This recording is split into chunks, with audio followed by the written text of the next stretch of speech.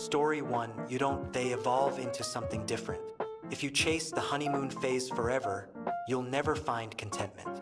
Story 2, both people need to be in agreement that the relationship is going to change. When that's settled, then it's just about always making sure not to take your partner for granted or to view them with contempt. It comes with an agreement of, what do you want from me to make you happy? What do I want from you to make me happy? If what your partner asks of you is doable and you can do the same, the relationship can flourish. But a relationship is a constant effort. You always have to put in a little bit of work and self-sacrifice to keep things stable and happy. You have to remember to show your partner affection and to give them love the way they receive it. Always perform above and beyond and ensure your partner would also do the same for you or give you something equivalent. As far as the relationship staying like it does in the honeymoon phase, that's impossible.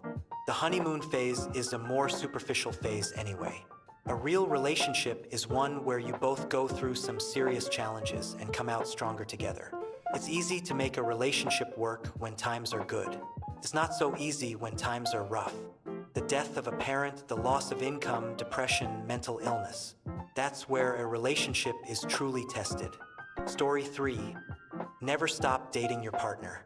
You don't need to fake things, but don't take things for granted. Make time to go have fun. Impress each other. Work to make them proud and want to be with you. Try each other's hobbies genuinely, but still let them have their own thing if you're not interested or they need their time. And most importantly, realize that they're going to change and grow, or perhaps even regress, as all people do at times. You can shape, help, and direct that, but you can't control it. Ride the waves, communicate honestly, and you'll be solid. Story 4. If by better you mean that rush of dopamine and adrenaline you get every time you look at a new partner, the answer is you don't. If by better you mean more loving, stable, caring, and understanding, then day one should be a low point in your relationship. Communicate, grow together as individuals and as a couple, address issues quickly and maturely. Story 5. If you try to keep a relationship the same as the first day forever, it won't be good.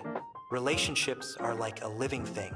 You have to give them space to grow into what they will ultimately become. You can monitor, prune, and feed your relationship to try and shape what it will be, but if you try to keep it completely static, it won't last. Story 6. You can't recreate the feeling you're thinking about, but it will evolve. My love for my wife when it started was a flame, bright, passionate, and wild. We're nearing a decade, and the flame may have dimmed, but the love has evolved into an ocean. Bottomless, calm at times, stormy at others, but endless as far as you can see. She'd call me lame for writing that, and on day one, I may have thought she meant it. But today, if she called me lame, I'd know deep down she'd think it was sweet. I love her for that, more than I could ever have imagined on day one. Story 7. To keep your relationship as vibrant as day one, prioritize open communication, spend quality time together, keep up with small surprises, maintain physical closeness, support each other's growth, show appreciation, resolve conflicts constructively, and stay curious about each other. These steps can help sustain and deepen your connection over time. Story 8. Day 1, he was a drunk teenager with his own vomit on his shoes, and I was a drunk teenager who thought he was the hottest thing on the planet. We are doing a little better than that in our 40s now, laughing out loud. Story 9. A strong relationship becomes so much better than day 1. I have been married for 15 years and love my spouse so much more than I did in the beginning. Our go-to, and it is not easy and took some time to learn to do, is to hug one another when we are fighting. It is our way of acknowledging that even though we are angry, the love is stronger. I also say, I love you, but right now I really don't like you. Sometimes after the hug, we don't talk yet because we may need more space or time, but it puts our anger into perspective. Story 10. There comes a point in some marriages where romance is almost viewed as cringy between partners. Once that threshold is reached, there is often no turning back. Do not let that happen. Keep up romantic gestures and signs of affection and love. Story 11. I think you start by reevaluating why this would be a goal. Relationships evolve and change with time and experiences. They can get worse at times and better at times. If you're working on it together and are open, and things are where you both want them to be, why would it matter if they're at the same level of good as day one? I've been with my partner for over 20 years, and things are way better now than on day one. Story 12. Certainly, here is the corrected content. Compliment each other and flirt. We are always complimenting each other and letting each other know how proud and appreciative of each other we are. Story 13. Growing together and everybody growing on their own. We have been together for 40 years now, and it is getting better every year. Code sentences help us a lot to not argue if it's not necessary. When my wife has doubts about something I'm doing, even though she knows I can do it very well, I just say, "Trust me, baby," with a grin, and she relaxes. Story 14. You don't. And while I don't subscribe to the Christian system of beliefs, this is probably one of my favorite quotes on this topic. I read it a couple of times a year just because I like it. It's by C.S. Lewis, and regardless of your feelings about him, this is very well put. Being in love is a good thing, but it is not the best thing. There are many things below it, but there are also things above it. You cannot make it the basis of a whole life. It is a noble feeling, but it is still a feeling. Now, no feeling can be relied on to last in its full intensity, or even to last at all. Knowledge can last, principles can last, habits can last, but feelings come and go. And in fact, whatever people say, the state called being in love usually does not last. If the old fairy tale ending "they lived happily ever after" is taken to mean they felt for the next 50 years exactly as they felt the day before they were married, then it says what probably never was nor ever would be true, and would be highly undesirable if it were. Who could bear to live in that excitement for even 5 years? What would become of your work, your appetite, your sleep, your friendships? But of course, ceasing to be in love need not mean ceasing to love. Love in the second sense, love as distinct from being in love, is not merely a feeling. It is a deep unity, maintained by the will and deliberately strengthened by habit, reinforced by, in Christian marriages, the grace which both partners ask and receive from God.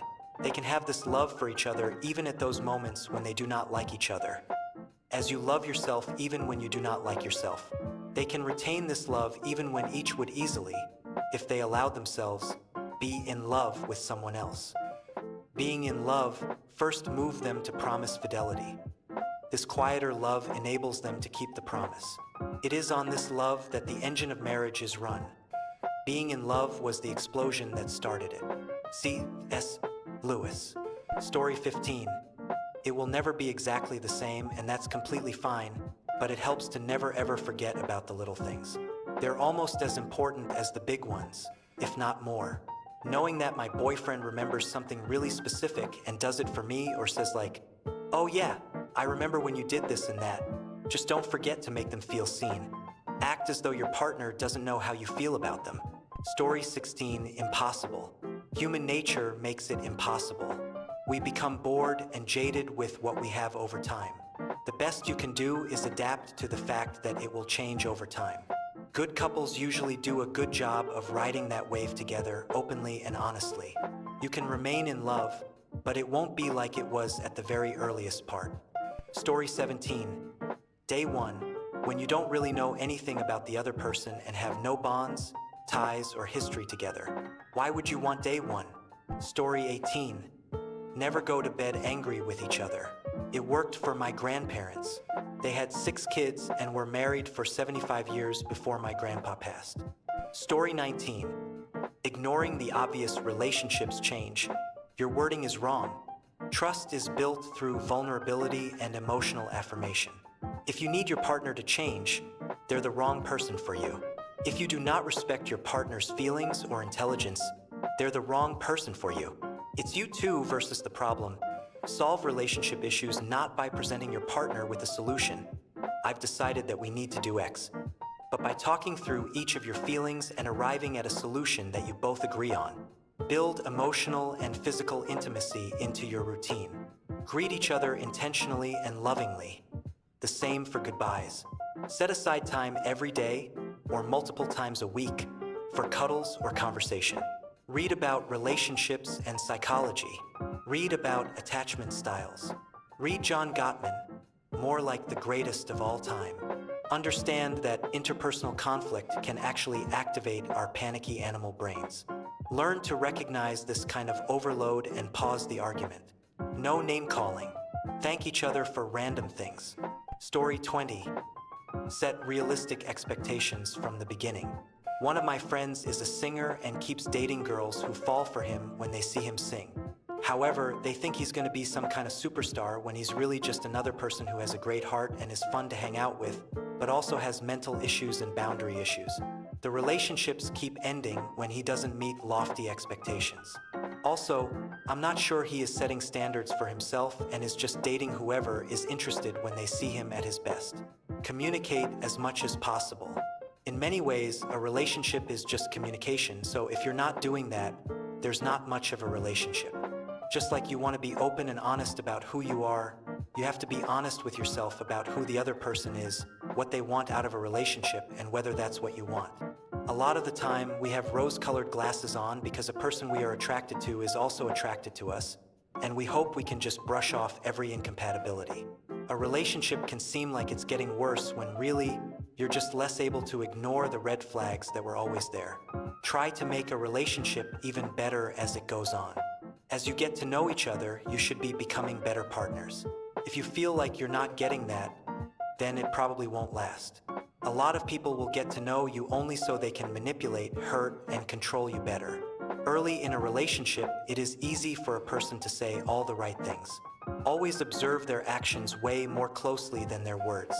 When someone shows you who they are, believe them. If a person decides to hurt you with some lame excuse, don't excuse it because you want to still have a relationship. You want a good relationship, not just any relationship. Story 21. Small acts of love, such as good morning and good night texts, asking if I made it home okay, and random reminders that he loves me and appreciates me, among others. I actually had to communicate to my partner that I need small reminders that I am loved, and he was totally fine with providing that for me. All of the small reminders make me feel giggly inside. Story 22.